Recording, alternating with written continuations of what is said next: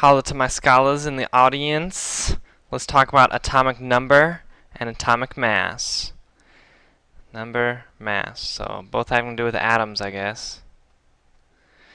The atomic number and atomic mass of an element are two defining characteristics. I know a characteristic is just another word for a property for that element. For example, the atomic number and atomic mass, or weight. So okay, mass is the same thing as weight, at least for atomic mass. The atomic number, or weight of krypton are 36 and 84 respectively. So the atomic number is 36, the atomic weight is, it says 84, but this one says 83.8. So I guess they rounded it. You round up, right, to 84. The atomic number is simply a number of protons in an atom. So atomic number of protons. So in this example, krypton has 36 protons in its nucleus. Right, protons are in the nucleus. Right, that's why the nucleus is positive, because its atomic number is 36. Interesting, every atom of krypton contains 36 protons. If an atom doesn't have exactly 36 protons, then it can't be krypton. So basically what this is saying is that the protons, they determine the element, right? Because if it has 35 protons, then it's not krypton. What color today? There we go. Oh. I hope, never mind. Alright, moving on. What are we doing next? Next paragraph. By definition, atoms have no overall electric charge, meaning they're neutral. Okay, so not positive or negative.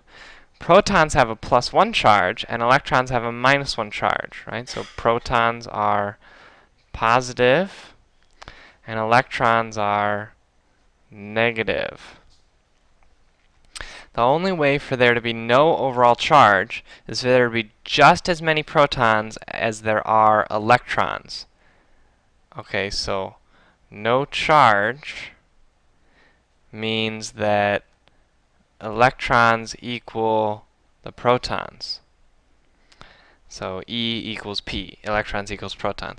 This way any positive charge from the protons is canceled out by negative charge from the electrons. Makes sense?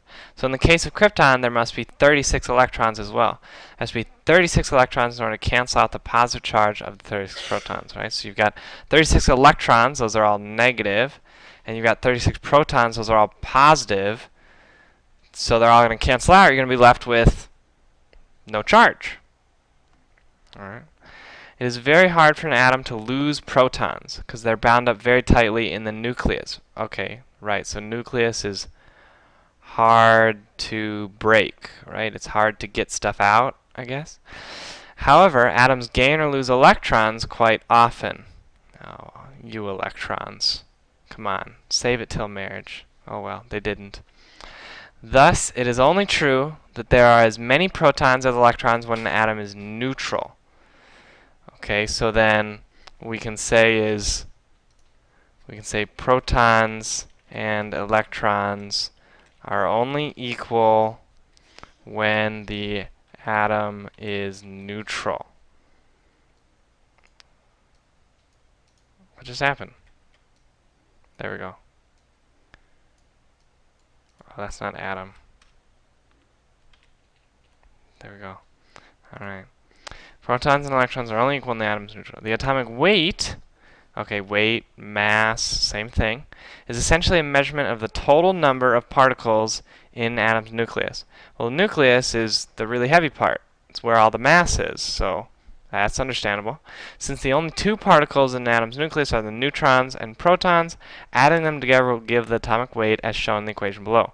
So the mass number, or the atomic weight, equals the number of protons plus the number of neutrons. So P plus N. Alright. We can use this equation and the fact that the number of protons is equal to the atomic number to find the number of neutrons. Oh, that's true, because if you look at, it doesn't say the number of neutrons here. It just gives you those two numbers. Alright, so we're going to do a little algebra. Oh, stop. You know you like it. To find the number of neutrons for krypton. Remember, the atomic mass of krypton was 84, and the atomic mass was 36. So, right, this is the mass plus the proton, or equals the protons plus neutrons. So I can solve for neutrons, subtract 36 on both sides, and I get that there are 48 neutrons. Right, so n equals 48. Interesting. Alright, so you should be able to figure out protons, neutrons, and electrons just from those two numbers. And you should know what atomic mass and atomic number stand for and mean. See you later.